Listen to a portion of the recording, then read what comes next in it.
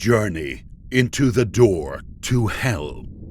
This fiery pit has become known as the door to hell. And with thousands of flames that lick continuous heat all day and night, it certainly lives up to its name. We take a journey to one of Earth's most unusual and visually stunning sights. Found in the Turkmenistan desert, it's far from easy to get to and not one of your normal tourist destinations.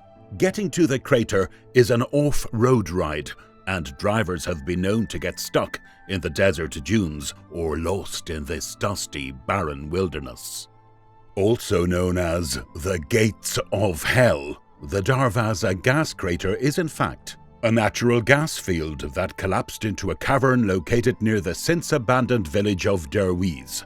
Its foreboding name was given by locals, referring to the fire, boiling mud, and orange flames in this large, eerie-looking sinkhole. Its name really takes on a meaning at night, as if the underworld has risen from the depths of the earth to burn bright against the complete darkness of the desert. Found in the isolated Karakum Desert, the gas reserve found here is one of the largest in the world, burning high-pressure methane gas. The crater covers a huge 5,350 meters squared, or 57,587 square feet. Its diameter is 70 meters, that's 230 feet, and its depth is 30 meters, or 98 feet.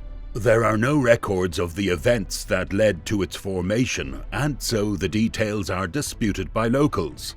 The story most often told is that of Soviet engineers who, in 1971, identified substantial oil fields here and set up a drilling rig to assess the quantity available. Soon after, the preliminary survey found a natural gas pocket, but the fragile ground beneath couldn't support the weight of the equipment, and it collapsed into a wide crater and was buried. It's said that you can still see metal pipes sticking out of the ground amongst the fiery torches that bear witness to this man-made creation. Expecting releases of dangerously flammable gas in the vicinity of nearby villages and potential harm to wildlife, the engineers decided to set it alight and burn off the methane gas. They estimated that the gas would burn out within a few weeks, but were about as wrong as anyone could be, since it has instead continued to burn for half a century, and while it is expected to keep on burning, it could suddenly extinguish tomorrow. Or keep going for 100 years. Nobody can be sure just how much gas is feeding the fires. You won't be surprised to hear that the crater has become a spectacular tourist attraction to feature in geographical television programs. Many brave the difficult journey to witness the incredible crater and experience a once-in-a-lifetime camping experience. Quite an incredible place to enjoy a barbecue against the backdrop of such a huge furnace-like crater. Nevertheless, the intense heat and fumes that rise from the crater can get the better of even the most intrepid explorer. Visitors bold enough to stand on the crater's edge say that temperatures exceed 50 degrees Celsius. That's 122 degrees Fahrenheit.